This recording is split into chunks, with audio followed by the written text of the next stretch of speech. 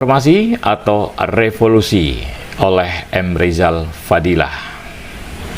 Kasus demi kasus terkuak di era Prabowo yang tentu bukan prestasi kerja dari presiden ini. Pembongkaran bukan produk kebijakan konsisten dari omon normatifnya. Barang busuk masa Joko Widodo tidak mustahil terkait juga pada kinerja Prabowo selama jadi menteri. Bau korupsi, kolusi, dan kejahatan lain menyebar kemana-mana. Rejim Joko Widodo multi predikat sebagai rejim zalim, rejim pembohong, rejim mistik, rejim korup, atau rejim bobrok. Anehnya, Prabowo menganggap baik dan bagus Joko Widodo. Orang banyak bertanya, kena sirep atau sihir apa Prabowo? Begitu format khidmat, bahkan menghamba pada Joko Widodo. Berani melawan arus publik yang menuntut agar Joko Widodo diadili. Pembelaan Prabowo di luar nalar sehat. Jenderal Bintang 4 ini patuh pada tukang main kayu. Kasus Pertamina membuktikan rejim memang bobrok. Ketika Pertamina masuk dalam grup Danantara justru di saat yang bersamaan terkuak korupsi dahsyat Pertamina. BUMN lain yang rentan korupsi juga mulai panas dingin. Kepentingan politik terlalu kuat memeras BUMN, akibatnya kebangkrutan membayang. Bukan sekadar mismanajemen, tapi miskin moral dan miskin iman. Gila memang Pertamina.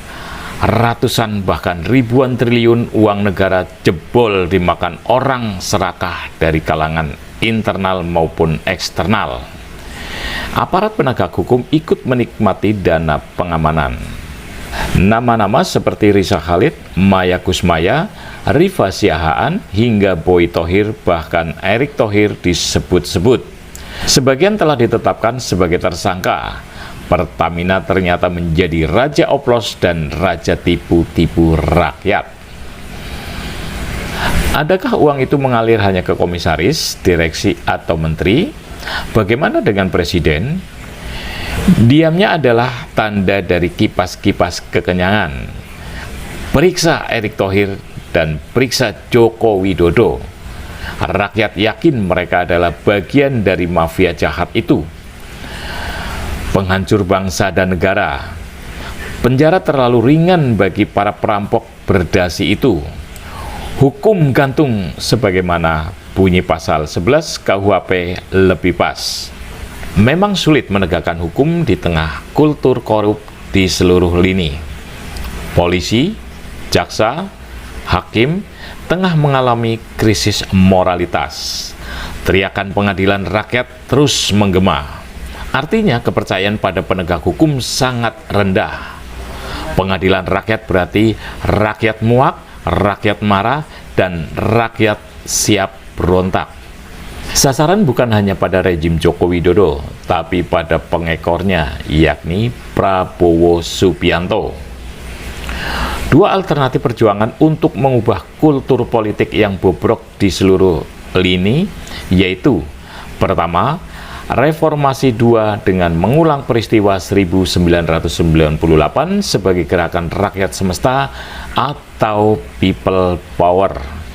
Rejim mapan Soeharto jatuh oleh mahasiswa dan komponen lainnya. KKN menjadi isu. Krisis ekonomi mendukung.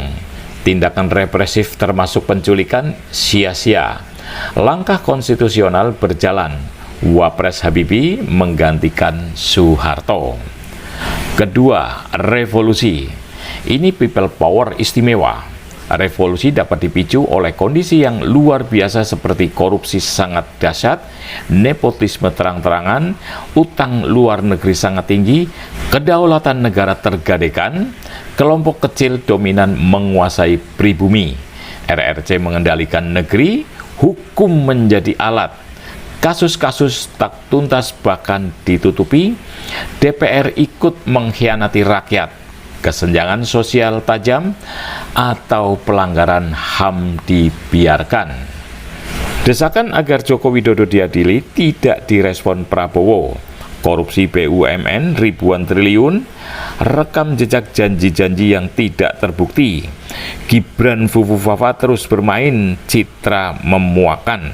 Aparat dan pejabat jadi centeng konglomerat, mangkrak IKN memakan uang negara, penjajahan PIK 2 terus berlanjut, kasus KM50 menguap, penghalalan segala cara modus neo PKI dijalankan, seluruhnya akan memanaskan perlawanan bahkan pemberontakan. Mahasiswa, ulama, purnawirawan, emak-emak, dan elemen pergerakan lainnya yang pada awalnya dinilai kurang berdaya, kelak akan menemukan momentum perubahan. Jika rakyat sudah tertekan berat, maka jalan people power hanya dua, yaitu reformasi atau revolusi. Tanpa ada langkah awal proses peradilan Joko Widodo, kedua opsi ini akan dan sangat mungkin terjadi. Pilihan pahit tapi menyehatkan, reformasi atau revolusi.